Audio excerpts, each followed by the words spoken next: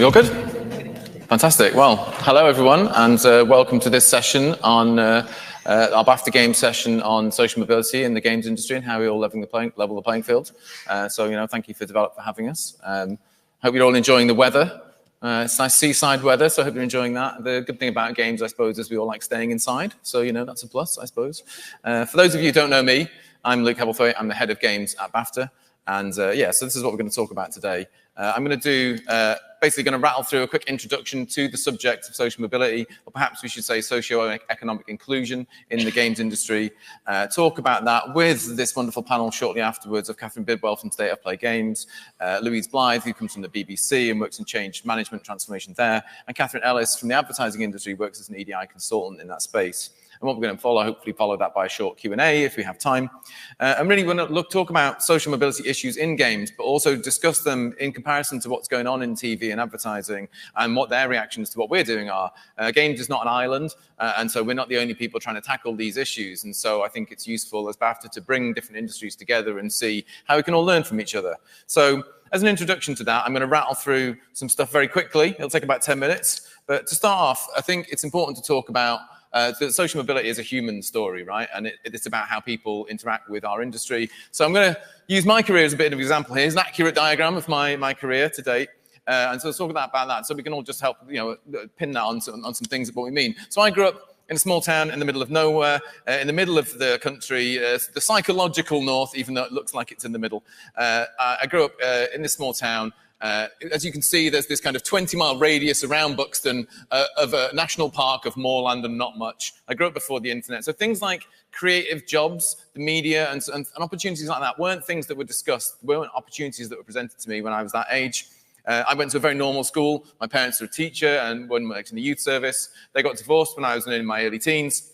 That was a bit of a messy financial situation. So we had financial issues. We weren't the poorest of the poor, but we had limitations. So, for example, while I went to uni and I was the first person in my family to go to university, we couldn't afford driving lessons for me as well at the same time. And if the modern fees and stuff like that had been in place, there'd have been no way I could have gone, and my life might have looked very different. So I went to university in the late 90s, early 2000s. Like I said, I was the first in my family to go there. I did a music degree down in Hertfordshire. It was very different. But then when that finished, I didn't have any money, so I had to move back home.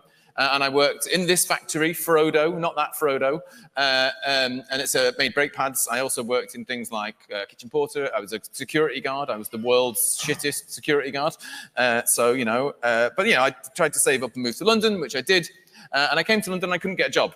So as I said, I did a music degree. I kind of looked like I'd done a music degree, but my CV was things like factory work, concierge, that kind of stuff, this kind of routine work. And I didn't really know anything about the creative industries. I didn't know how to get in. I didn't know anyone. I didn't know what questions to ask or where to look.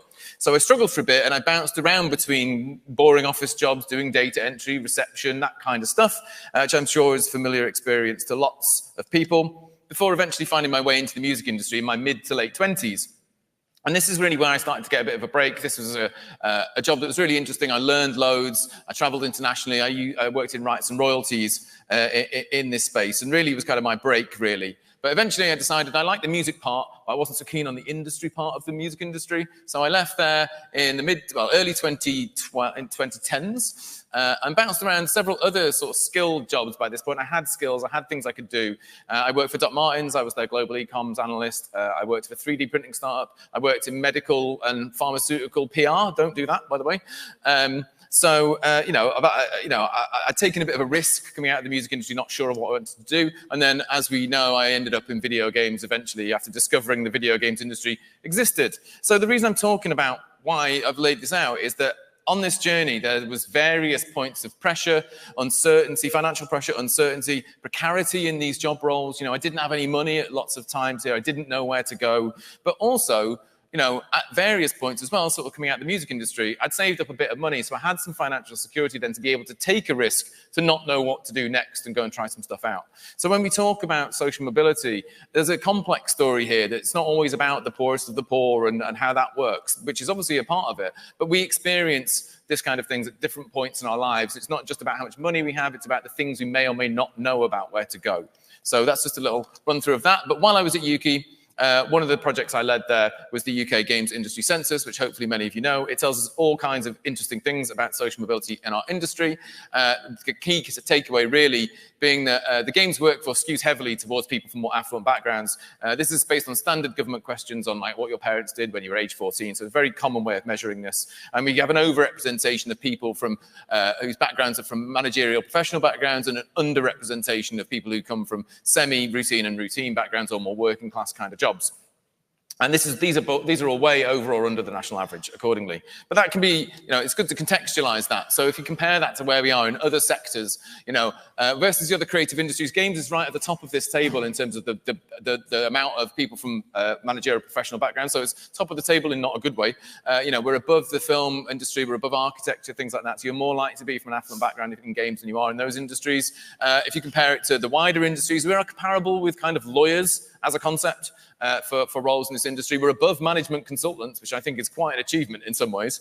But yeah, so, we're still under the BBC and other places. But, we're kind of the top of these tables in terms of the kinds of people that make up our workforce in general. You can also look at the kinds of schools people have been to, and we have an overrepresentation of people who've been to selective schools or independent and fee-paying schools. We're nearly double the national average of people who have been to fee-paying schools in our industry compared to the rest of the nation. And really interestingly as well, you can then dig into how this is representative as what level of seniority you are in the industry. And basically, the more senior you get, the more likely you are to come from managerial professional backgrounds, and you're more likely to have attended fee-paying schools. So the point there being that your social background isn't just a barrier to potentially how you get into the industry, but to progression within the industry. So there's a factor at play there as well. And of course, location is a big part of this as well. So your geographical location can really affect your opportunities. 58% of the games workforce is in London and the South East. So that's where a lot of opportunities are. That's where events are. So all these other people in these other places, have to travel sometimes to get to some of those events. So, we talk about, that's obviously comes at a cost. That obviously makes things more difficult if you're not able to get to London. But this is a human story, like I said. So this is a really good example from the great People Make Games video about social mobility on social mobility in our industry from Sam Greer and Chris at People Make Games. And we've got Erin here from Media Molecules. She's now got an established career as a level designer, but she says, that concept of disposable income, like not having disposable income never goes away. She maintains the spreadsheet of all of her finances, and it sort of lives in the back of her brain. So it's kind of pre-programmed now to always kind of live with this sense of precarity, even though she might not necessarily have it like an immediate effect. And then you've got Sel here saying, thinking about things like imposter syndrome in the games industry. If you came into that from a very different background and you find that everyone has come from a very different background to you, maybe that's okay in some ways, but you just that idea of not quite fitting in and not quite knowing how to talk the talk, and maybe what people are talking about in different ways. So that, as he says, makes it realize how working class he was. So these are human reactions to experiences within that industry. So it's important to contextualize that. So what does BAFTA do? Well, we released this report in December 2023. It's called Invisible Barriers. And what we do is interview different people from across the film, games, and TV industries. You might recognize Mu Yu from Foam Sword over there on the right. And we talk to different people about how social mobility issues may have affected them in their journeys or the kinds of things they're doing as employers. It's an interactive report, so as you can see, you can click on these icons and watch the conversation. So I encourage you to go and do that, and you can watch these videos. We'll hear from Mu in a little while. But some of the key recommendations, it's a big report, it's about 80 pages, so I won't go through it all here. But some of the key things that come out for games, obviously things like representation of who you're depicting in your games and content and films and so forth, that you're giving roles to people from those backgrounds to better represent those communities. You're predicting a balanced portrayal of those experiences, so it's not all you're from the north, therefore you're sad, that kind of stuff. And you're providing opportunities for underrepresented creators to get involved and so forth. There's lots of stuff about access to opportunity, paid internships, supporting scholarships and bursaries, this kind of thing that's hopefully all fairly obvious. And, contributing to careers events at different kinds of schools and youth groups. We do a bit of this, and I'll tell a bit about that later. About the stuff you can do in your workplace around imposter syndrome, making sure people have a working environment that's safe for them, they can talk to people, you encourage mentoring. And I think really importantly, a consideration of social inclusion, socio-economic inclusion in leadership development programs, just as you would have for any other kind of inclusion. I think it's important, it's important that we put it on the same level as any other kind of representation we talk about. And then obviously the financial things you can do as an organization, making provisions for people facing hardships, whether it's financial advice, living expenses. This can be bike hire, this can be all kinds of things that might just help people get the support they need. Travel costs for interviews. If you're asking people to come a long way to interview at your company, then that's a part. Obviously, things like auditions in the acting space, and a major point that's made a lot about including salary ranges in your jobs so that people know what they're applying for. I've many times seen jobs that I've gone, oh, that's kind of cool, I might do that. No idea how much it pays, so I don't know if I can pay the rent, so I'm not going to apply for it, right? So that's a key factor. I love this one as a recommendation as well, ensuring that freelancers are paid promptly and for the hours that they are eligible. So actually pay people if you employ them to do stuff. It seems like a no-brainer, and things like delays and so forth. We also recently held a Games Mental Health Summit at BAFTA HQ in partnership with Safe in Our World, the Games Mental Health charity, and we had a similar conversation to this in some ways, and it was more audience-led. So we got suggestions from the audience about how these different things can be tackled, and some of the key themes that came up there that I think we'll get into discussing in a moment. We have a degree. Is a degree really required for your role? Are you not really looking at can these people do these tasks rather than they need to have this certain bar in their backgrounds? The role of educators. We all understand that there's often misconceptions about games jobs being all coding and technical when we have actual business roles like HR, finance, those kinds of things. But lots of jobs around expertise in games and social skills like community management, PR, marketing, and so forth. Event accessibility, we kind of talked about that already, but discounted travel, tickets you can make available, online access. And I think this one's really important, that, a viable career for diverse communities. Awareness of games as a viable career is not universal. I grew up somewhere where that wasn't, creative industries weren't discussed really. While we know that the games industry is spread all around the country, people might not be aware about that. And, career advice in sort of lower income areas may tend towards traditional career types, so whether it's go and work at the local factories or, go and be a tradesperson or go and work in, be a solicitor, that kind of stuff, more traditional roles, rather than emphasis on games or other creative careers. So things we can take forward as an industry there and think about how we do that. And then lastly, the last little bit I'll talk about from BAFTA is the work we do really to support the industry. We do a lot of things externally. We have bursaries, scholarships and hardship funds that our members can apply to and for different initiatives and to support education. We have support with membership fees and initiatives. So obviously if members can't pay their fees, sometimes we have the hardship funds available for that. We have discounted membership prices outside of London, 60 miles outside of London and more. We do lots more activities outside of London than we've ever done before. It's something I want to continue to grow, but we do a standalone games event every other month outside of London. We have targets on our BAFTA membership in all kinds of areas of representation, and social economic status is one of those. And we do some work to help people train, and we do a program of school visits trying to raise awareness in different areas. But also we do some stuff internally. We have a paid internship and mentoring scheme targeting low socio-economic backgrounds. We have salary transparency in the jobs we advertise. We've refreshed a lot of our recruitment and onboarding and that kind of stuff. We're a living wage employer. BAFTA's a big organization. We have cleaners and we have event staff and we have all kinds of things at our venue, but everyone gets paid the living wage in everything we do.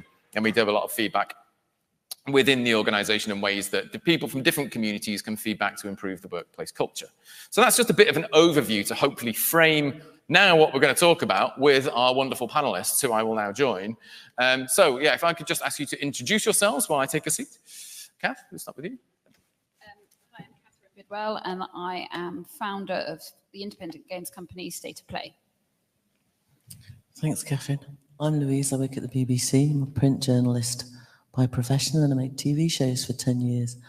And for the past 10 years, I've been working in the broadcast industry to pivot it to be even more modern, more digital, more upfront.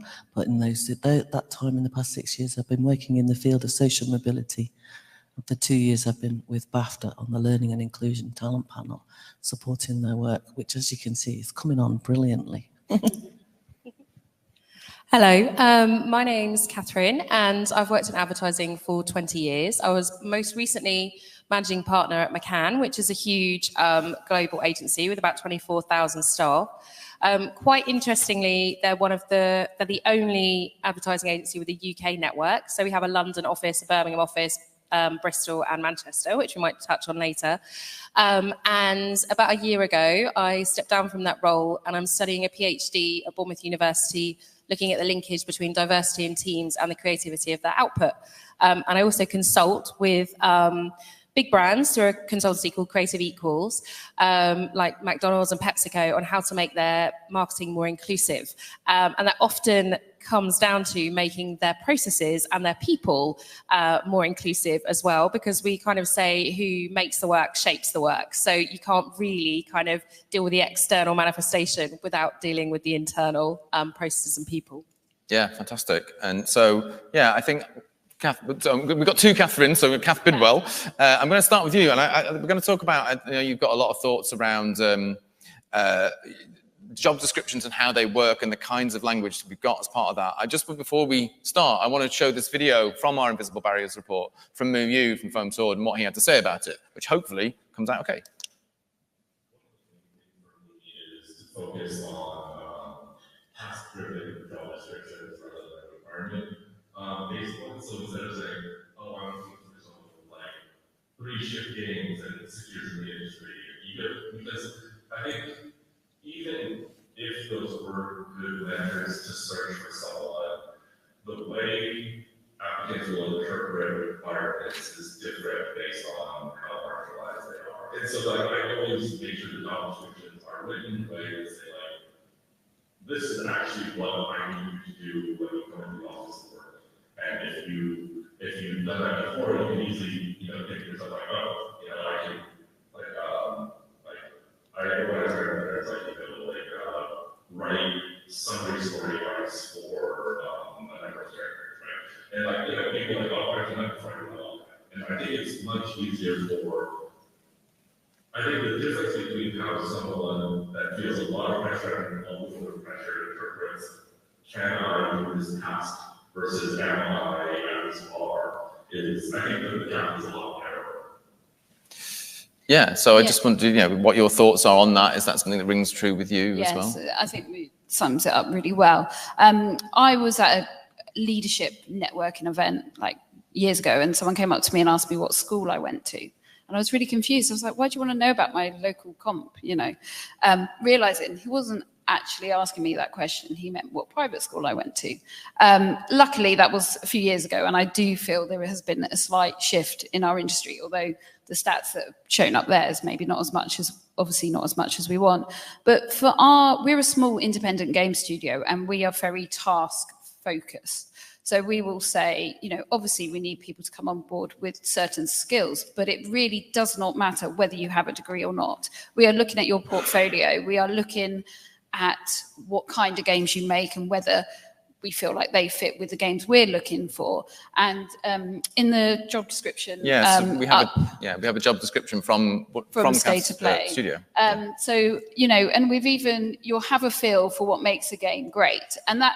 I feel like in our industry, it's really hard for me to write down what skills I have, but I know how to make a great game, and I know why a game works and why it doesn't work. And it's almost, there's a real intuitive element to that. And so we want someone to read that and be like, okay, well, I didn't get this degree. I haven't shipped 7 games, but oh my goodness, yeah, I know how to make a great game great. And that's the sort of people that we want to employ at our company. So yeah, we really don't mind if you have a degree or not. So yeah, that's what we base our job descriptions on. Yeah, and so thinking about it in that frame, I guess, in terms of how people interpret stuff, there's that thing where people put, I'm intermediate at this and I'm excellent at that, and it's kind of that means very different things to different people. But like, you've not got any requirements here for number of ship games and a number of years in the industry, the specialisms that they have are based around what you want them to do, I guess. So did you follow any kind of advice or use any resources in how you framed this? Yuki had some really great resources really early on and especially small teams. We are game designers as well as our HR managers. So yeah, I did get some resources for this, but again, I think I just wrote it as if like, what kind of job description would I like to see? So there was some real help out there, but yeah, it's good to do that. And you know, obviously we need experience in certain skills. You can't just be like, oh yeah, you know. But we just try to make it as inclusive as possible, and I hope that comes through. I think it does a really good job of explaining the kinds of environment you're going to be working with, the kind of tools you're going to use, the kinds of outcomes that you're going to get from that. I suppose to Louise and Catherine here, like, thinking about this, and what reflections do you have on sort of task-led job descriptions from your industries, and is that something you push for? Is that something you see a lot of in those sectors? Maybe Louise, does that? Yeah, thanks, Luke. It's an interesting question, isn't it? Certainly, what we've moved towards is putting, first of all, salaries against jobs, whether that's early career or mid-career, so that people from a low socioeconomic background know what they're getting themselves into. We've pushed for and got now adverts that you're probably aware that lots of adverts for job adverts already go through a gender decoder, because to make sure that they're equally appealing to females as to males. So also to think about how the language in your job advert lands with people from a low socioeconomic background. Are you really kind of looking for polished performers? And that tends to be a code for people who've been to public school. Is that something that resonates with you guys? I'm really interested to know something about you guys here, to know who we're talking to.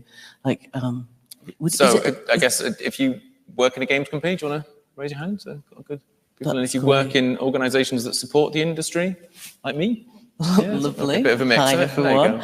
You and your interest in this field. Do you come from a low socioeconomic background? I'm not outing anybody. I'm just looking to sort of connect. Like, lovely free school meals, first in our family to university. Hi, honeys. We have to kind of think about how we work together and build different networks. And I think BAFTA's really helping us do that, to raise those kind of questions. So also in terms of where you put the job, how you phrase it, one of the things that's made a big breakthrough for us is where we advertise. Yeah, sure. Where are the people that you want to bring in? And are you thinking carefully about where they are? And in order to do that, of course, you've got to know your gaps, Luke. So you have to know who's in the business already, and therefore who's missing from your business. Does that make sense? Like, I think that leads on really well to what we're going to talk about in a second. But like, I don't know, before we just jump into what's coming up, exciting reveal, just any further reflections on that before we jump into... Yeah, I think actually individual advertising agencies are probably quite bad at all the job description writing. Luckily, we do have an industry body that's making a lot of progress in this area, called the IPA, which is the Institute of Practicing Advertisers. And I think what we've realised is actually leaving it to higher education to recruit graduates is too late, because a lot of people from lower socioeconomic backgrounds don't study creative subjects or technology subjects at university, if they go to university at all. So actually where we're trying to make a lot of interventions is that pre-GCSE, because if they study creative subjects, social sciences subjects, technological subjects at GCSE, then they're more likely to progress through higher education and careers, which harks to Louise's point about where you advertise. So the campaign that Luke's going to show is we actually partnered with TikTok, which is where a lot of the kind of 14-year-olds are these days, and worked with influencers who were already big. They weren't associated with advertising. They were just big influencers, creators in TikTok. And actually, we were really mindful of having a good spread of regionality as well, because I think there's a really big intersection between outside of London and different socioeconomic classes as well. So you'll see the work there. Let's take a look. If you're 18 plus and curious about working in advertising, come with me to learn more about the range of opportunities at agency VMY&R. There's jobs in strategy, project management, production, data science. We look for people who are motivated. Aren't afraid to share ideas. You are able to think a little bit outside the box. They've won a ton of awards for their amazing campaigns with some big names. Coca-Cola, Wendy's, Intel, Ford, Boots, New Balance. I had a blast exploring their amazing offices. It had such a fun, creative atmosphere. It is really cool. It's a really lovely place to be. And everyone I met was super welcoming and inclusive. We are all people who try to bring our real selves to the workplace. I always feel like I can be myself here. Everybody loves it. To learn more about advertising, check out the IPA Step into AdBlend program end of November open days. Go on the IPA website. It's a really good one-stop shop for the industry. Come in, see us. See with your own eyes what the vibe is like. And see where you land. Yeah, so I think it's a really interesting campaign to kind of, I think as you sort of mentioned, the difference between expecting businesses to do that work about explaining who they are to take on that task themselves, rather than institutions that can represent, an industry on behalf of that industry. And so how important do you think it is that institutions like BAFTA and the other organizations that exist are tackling that on behalf of those industries, rather than expecting the expectation on individual businesses? I think it's really important because advertising is similar structurally to the games industry, where there's lots of small independent companies, and actually they don't have human resources. People, they don't have the expertise, so actually they really rely on, as Kath was saying, the industry bodies for advice and guidance on best practice in this area. Also, what I think is really good is we kind of have unified actions. So the Step Into Adland program, we have a day called Advertising Unlocked, where we open our doors to secondary school students. So advertising agencies reach out to their local schools and we invite them in, we set them briefs, and it's one day a year when we just invite people in. And it kind of lifts the lid on what are the jobs in advertising, because actually, similarly to the games industry, people aren't aware of many of the roles, and actually they can't see themselves in the traditional maybe games developer role or advertising creative role. Sure. But there's loads of other roles there that might be fit for them that they don't know about. Yeah, and that's definitely a theme that came up in some of the discussions we've had, Kath. And I think that sounds a brilliant idea, and that's something that the games industry could easily introduce, bring it in. And I bet in this room, if we all said, what's your job description, we've probably all got completely different job description. And if like you say, pre-GCSE, you want to be a QA for, X games company, nobody's got an idea of what that is. So if you can actually break down these roles, and especially in these socio-economic areas, people realize they can do that. Oh, I can do that. That's just task-based role, or, I've got great skills of this. So I think it's really important to get into secondary schools early on for our industry. I think it was really interesting as well in the use of influencers in this campaign. So it's people that young people are already engaging with, and opening that door to sort of say, if this person can understand this thing, you can follow this person. This is what I like and I respect, and I can follow that journey with them. Louise? Yeah, I would echo that. And also, if we're talking about early careers, entrance in early careers, it's so important to think about where you're putting your energy, because you've only got so much energy, right? So within the television industry, the BBC and then BAFTA and so many other organisations are really focused on schools and colleges with a high pupil premium, because as you can see from the stats, there's not much issue in the television industry for people from a professional background. They find their ways in pretty well. We're creating doors for people who aren't already there. Does that make sense? And so that's where the effort goes. So our apprentices, they do their outreach to other apprentices from low socio-economic backgrounds. Our Share Your Story programme, the BBC did that for the 100th anniversary, went to hundreds of thousands of pupils across the UK, only in areas with a low pupil premium. That's high free school meals and a high unemployment rate. Yeah. And you can see that actually it's bearing dividends in the shows that we're making. Yeah, sure. And so you've led an initiative at the BBC called Raised, you mentioned it earlier, that tackles socio and economic diversity in the sector, promotes underrepresented audiences and careers. Can you just tell us a bit about how that was formed and how that works? Yeah, Luke's talking about an organisation inside the BBC called Raised, Real Action in Socio-Economic Diversity. It's an ERG, an employee resource group. Is that something that the games industry has? Do you have organisations with staff networks inside the... Oh, good, I'm seeing nods. Thanks, honeys. So there's always been, I say always, there's well-established Black, Asian and minority ethnic staff networks in the television industry, and staff networks for people who are deaf, disabled and neurodivergent, as well as pride networks. So the most recent has been the ability to establish staff networks for people from a working class background. And I'm proud to say the BBC is the first place that did it 6 years ago. We were formed 5 years ago, the Race Network. And it promotes the interests of staff and colleagues from a working class background, and also audiences that are working class audiences. That's UK based, so whether those audiences and those communities have been in the UK for 1 generation or 20 generations. there's a great deal of homogeneity around the values of those working class communities and audiences. They tend to be communities that value relatability, value warmth, they value a rising tide, rising all boats. Does that kind of phrase sound familiar to you? And also don't value self-aggrandizement. So it's very difficult to get people to come and tell us about how well you're doing. Oh, no, I can't possibly. People will think I'm a bit odd.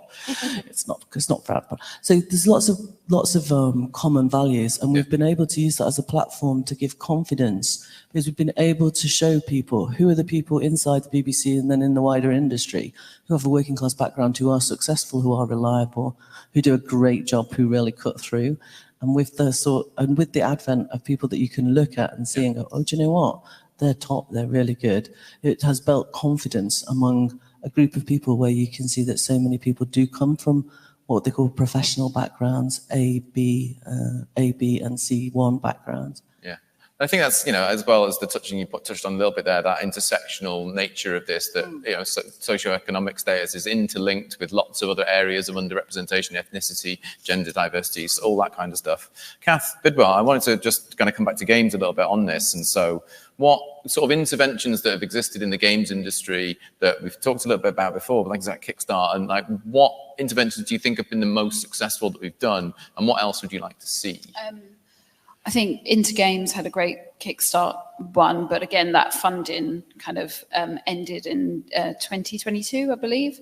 That was a really great initiative to kind of give bursaries to people to get their foot into the industry, which was really good. I think us too are doing some brilliant work with local South London schools, and again, offering bursaries, offering mentorship and insight into the games industry. And again, they're a very small, relatively small company, and they're able to do that. Yeah. And also Devices for All campaign that Yuki did, where actually, it's expensive to have a laptop, and it's expensive to, have software licenses and things like that. And actually, their initiative was for old,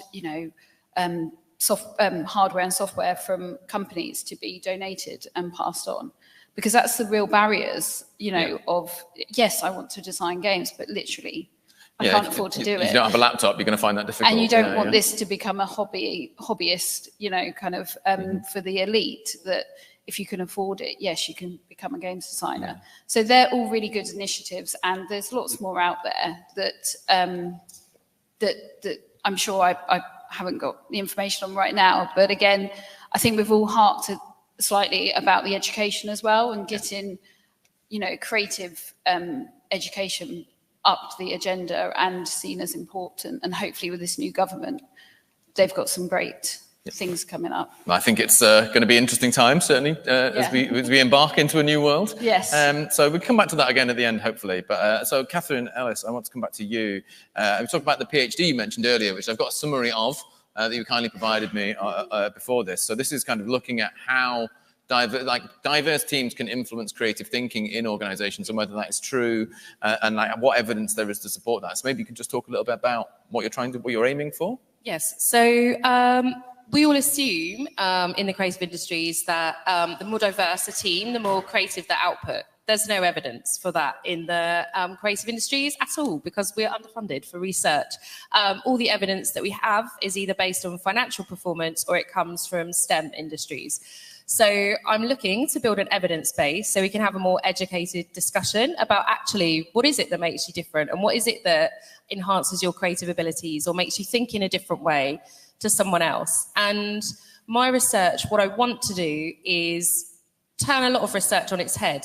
So I'm actually just going to focus on the best case studies. So I'm working back from the campaigns lauded as the most highly creative in the advertising industry, and actually mapping for the first time what was the diversity within that team, and not just the stuff that we look at in censuses. So all the advertising censuses look at ethnicity, they look at gender, but actually social class is a completely forgotten element of diversity, because it's not visible, it's not a protected characteristic, and most organisations don't really monitor it.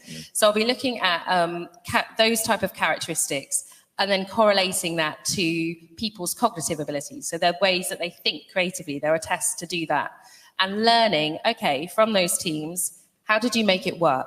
How did you make the team dynamic work? How did you overcome conflict?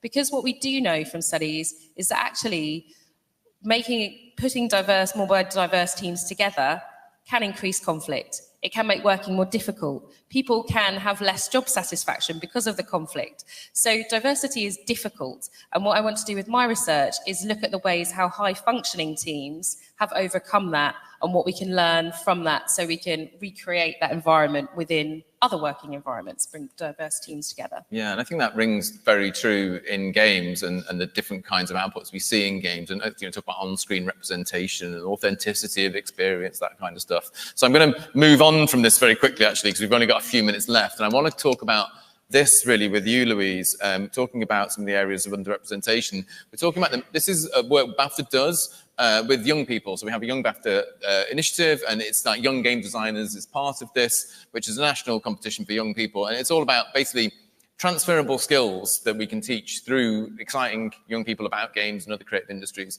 Because the more transferable skills they learn, the more life opportunity and employability that will increase.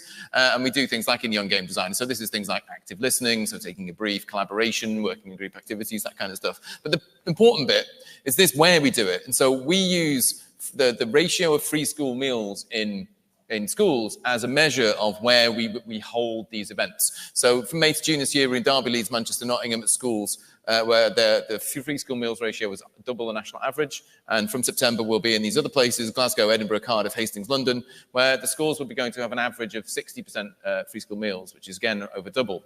And so, Louise, I wanted to kind of talk to you about these kinds of metrics as measures and what ways we can how we can identify where to intervene in whether from the BBC's point of view or just from games. That's a lovely question, Luke. I have to say, I love a good metric. They say like what isn't measured isn't attended to, it just doesn't get done. And we found that once we measured the socio-economic diversity, we started to measure socio-economic diversity in the BBC, then Sky and ITV, other organisations followed suit.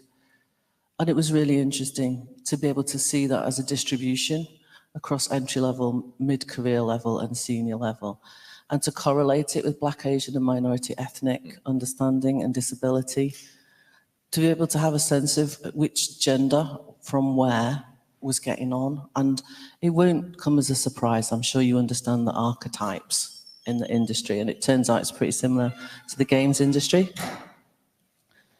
So such an important step to move out of London.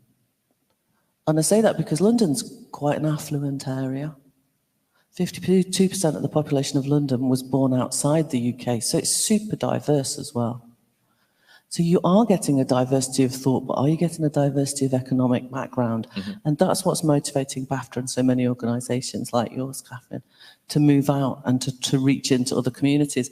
If you reach a community that's got a low socioeconomic diversity, that's where you're going to find Black, Asian and minority ethnic people overrepresented for the population. And people with a disability are overrepresented for the population. What that says about our heritage as a post-colonial nation, we can only speculate on. That's another conversation.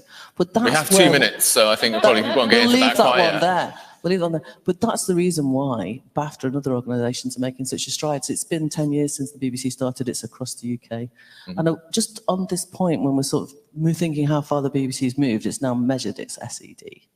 It set targets for it, and it measures its senior leaders against their delivery of that. But that's for people who work there. In terms of audience, it's made it more. We've made us more able to make the moves that give you the economic and creative dividend. Like looking at Waterloo Road, they've moved it to Salford and put 75% of that production spend into that area. Hundreds of school kids through as extras, hundreds more young people through getting experience of the television industry, as well as a significant number, not huge, but 20 people came through on traineeships into the television production industry as well. I like that stat. It's just a sort of a point of honour, but 75% of the young people under 25 that touch the production, they're from low socio-economic backgrounds and would now consider working in the television industry. It's a very conscious sort of pathfinder project. Yeah. And it really breaks down that barrier. I want to, we've got 5 minutes left, so I'm going to go to Q&A. So we have a microphone, which is being waved over here. But if you can put your hands up and just wait for the mic, that'd be great. So we'll go for Chris down the front. Hello. Oh, that was a great panel. Thanks so much. I just wanted to ask for your thoughts, given the current context of the games industry. The last 18 months, we've seen an estimated 20,000 people being laid off. And even if we do educate people from working class backgrounds that there are jobs here, even if we do get out to them, you wouldn't blame them for looking at an industry that's jettisoned that many people and think, whoa, I can't take that kind of like incredible risk. So yeah, given that context, what else can we be thinking about in terms of approaching those communities today? Yeah. That's a really good question. Yeah, it's a really tricky thing to fulfill, but you know, the industry always has fluctuations, and that's it. And I think actually now we need to make the steps to ensure we can't just kind of forget that that area. And I think we need to make schemes now that will survive, you know, 5 years' time, not just like reacting suddenly to this present thing.